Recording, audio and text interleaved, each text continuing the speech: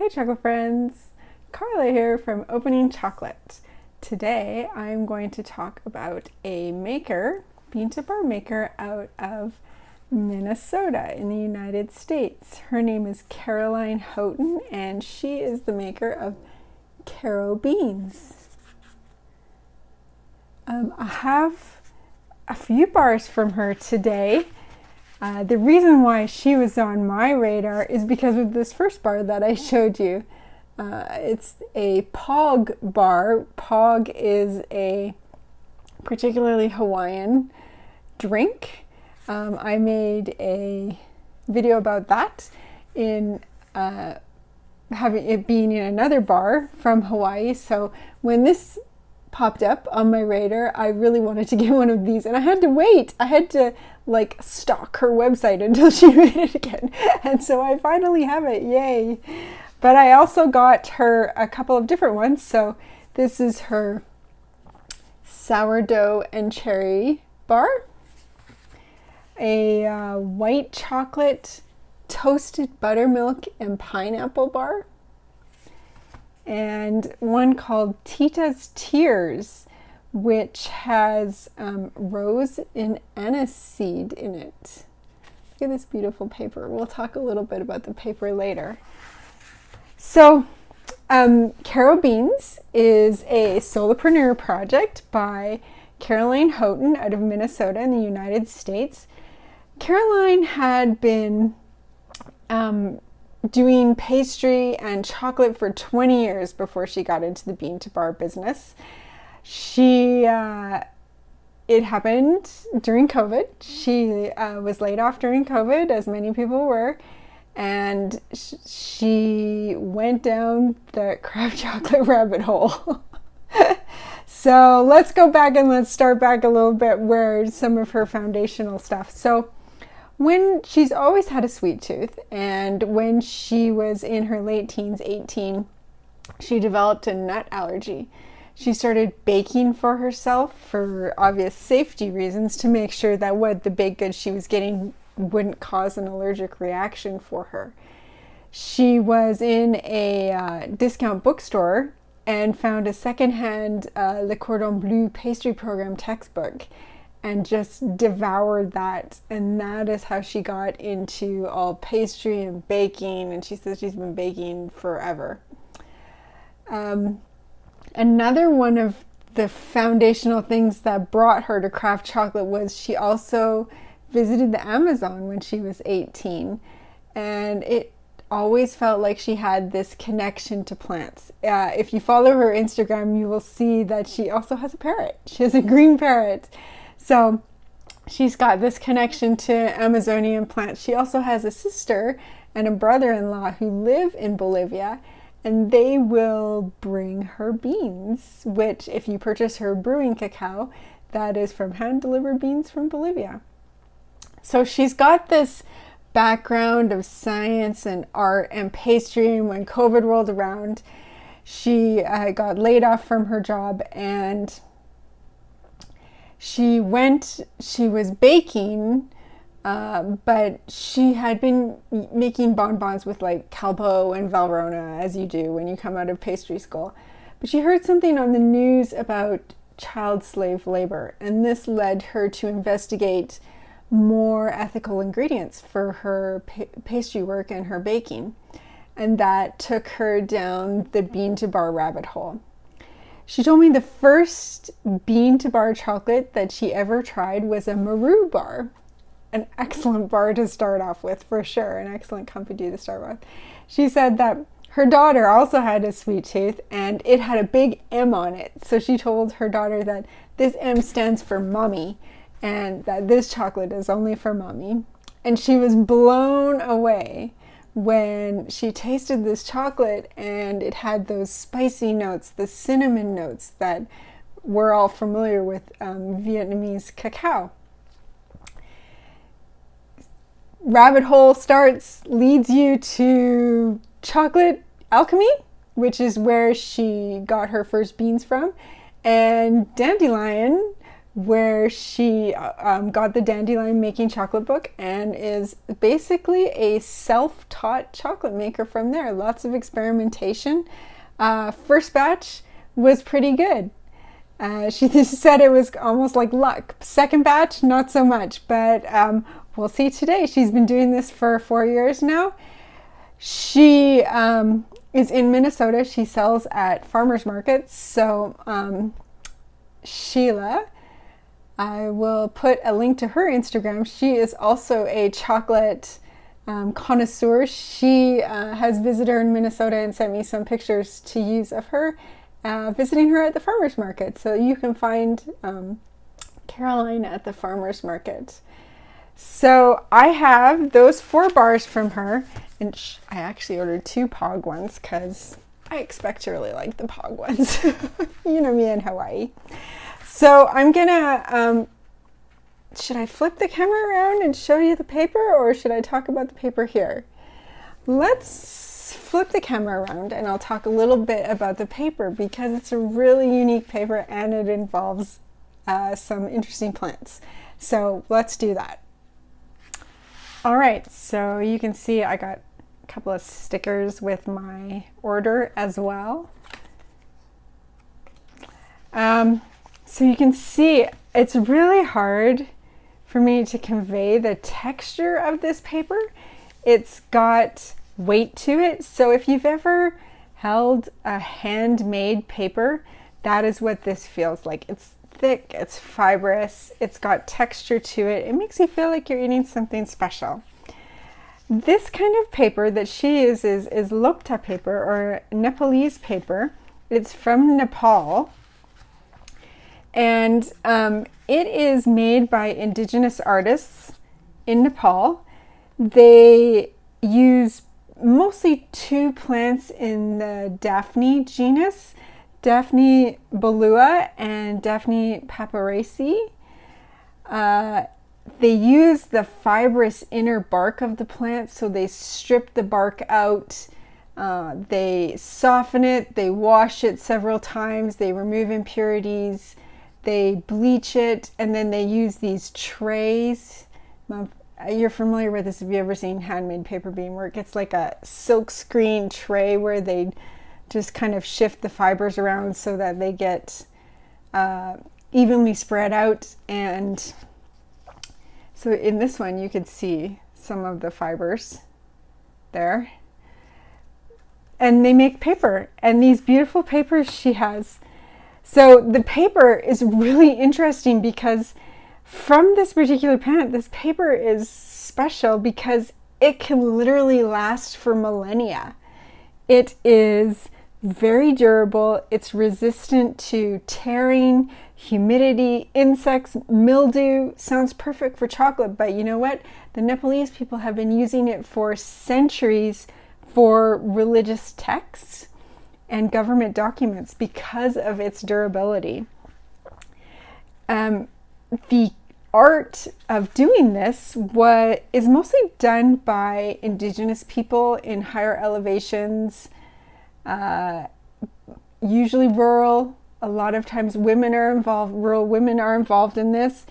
The art of making this kind of paper was almost lost in the 1960s. The paper industry was in decline.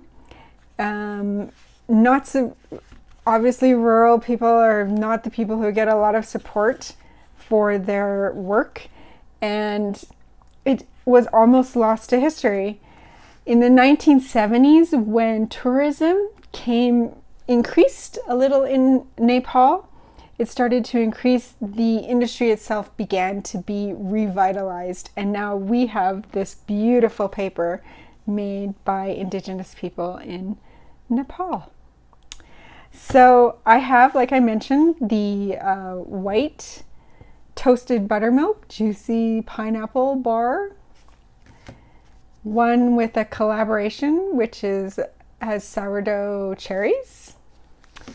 And Tita's Tears, which is rose petals and anise seeds, which I definitely like a licorice flavor, so I'm interested in trying that one for sure.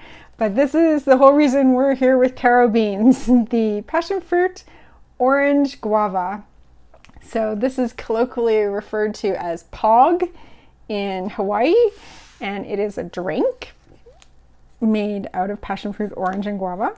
So let's just open this one. Actually, let's take a closer look at the label before I may or may not accidentally rip it. So she's making this with beans from Ucayali River in Peru.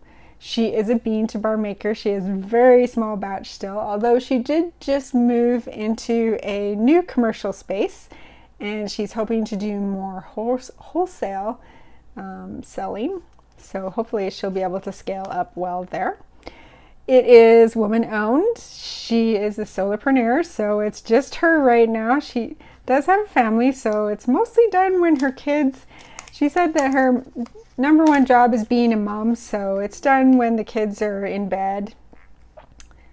Let's see, let's look at the ingredients. So we have organic cacao, organic cane sugar, organic cocoa butter, passion fruit, orange, guava, and citric acid.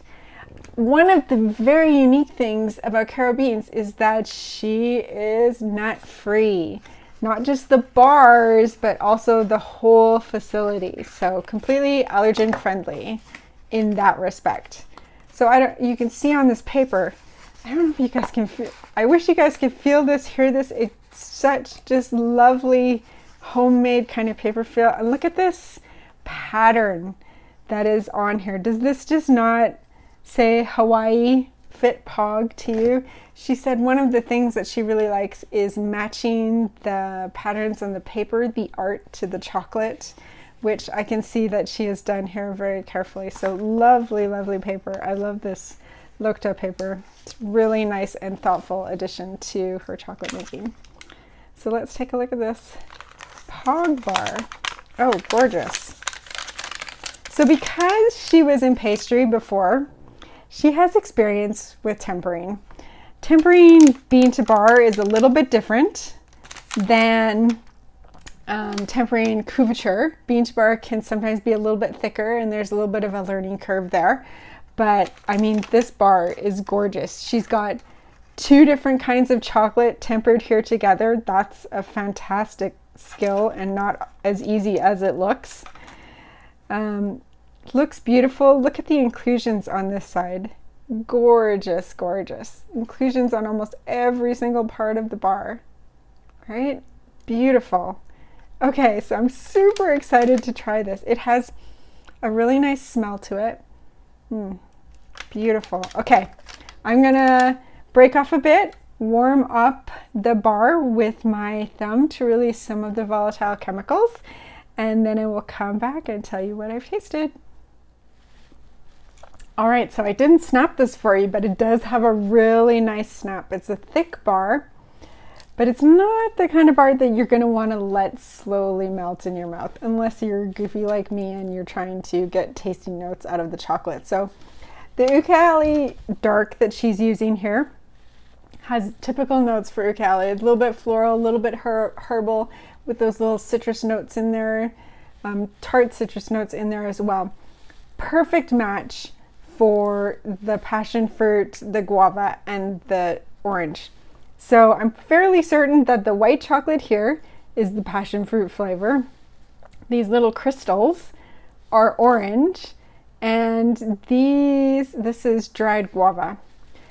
Really, really nice, super fruity, packs a punch, just like you would be drinking a pog, only not nearly as sweet, with the beautiful complementary notes of the chocolate. This is a really nice bar. I know why people were raving about it now.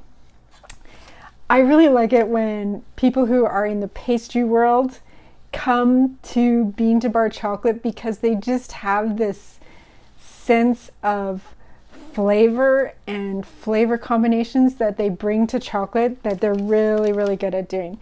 And for sure she has done this here. So I know why now that people were raving about this bar, and that it was difficult to get. It was hard to get. I had to basically stalk her website. Really good bar. I look forward to trying her other bars. Watch my Instagram account for those. super excited to see how she's put the flavors and combined them with the different cacao. I mean, in this one she's got Mexican cacao, which is tart and citrusy.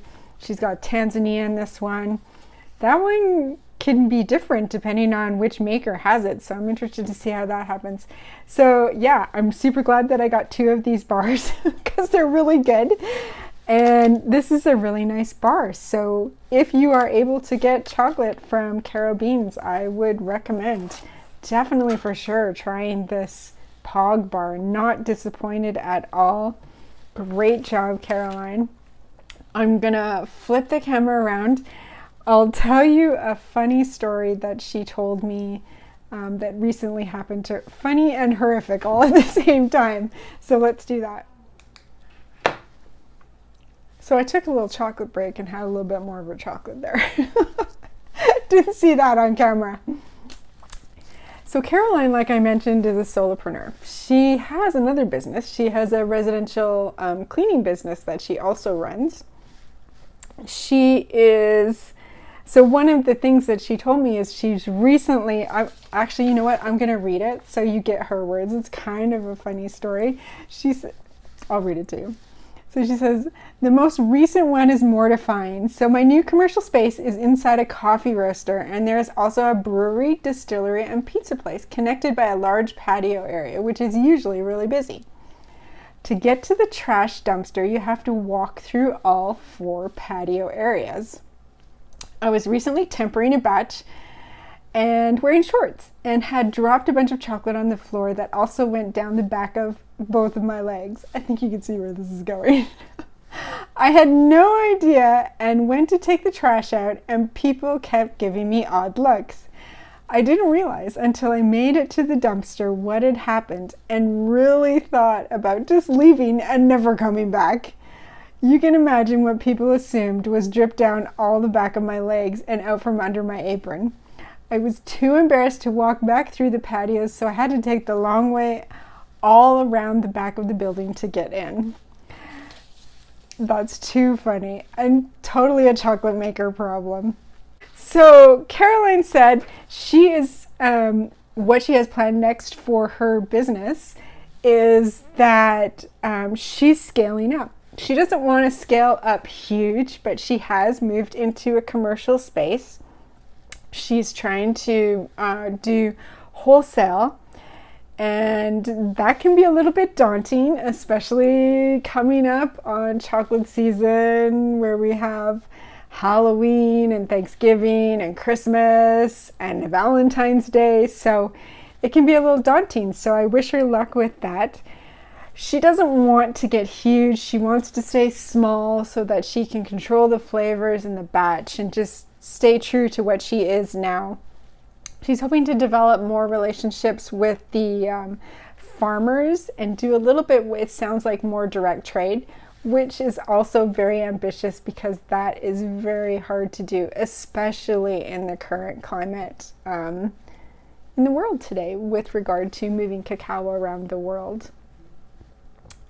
One of the things that she also mentioned to me is that she is an outspoken survivor of domestic violence, and she's hoping that when her businesses succeed, that she is able to give back. First, she's thriving as a business person, which is awesome, fantastic, a great example to her 2 kids. She's hoping to be able to give back to that community and to do what she can to help survivors of domestic abuse, which is a very altruistic goal. Good for her. You should be proud. So I think that's Caro Beans. Yeah, so if you're ever in Minnesota, I'm not sure if she's shipping around the country just yet. She was shipping to a few people who asked. But yeah, if you are in Minnesota and can catch Caroline selling cacao, or if you have a connection to someone in Minnesota who can get her bars, I would highly recommend it because that Pog bar was dreamy. If you like fruity bars, this is the bar for you. It's got inclusions, it's got 2 kinds of chocolate, flavored white, very, very good. So that's Caro beans. That's all I have for this week. I hope you will join me next time when we talk about all things chocolate. See you then.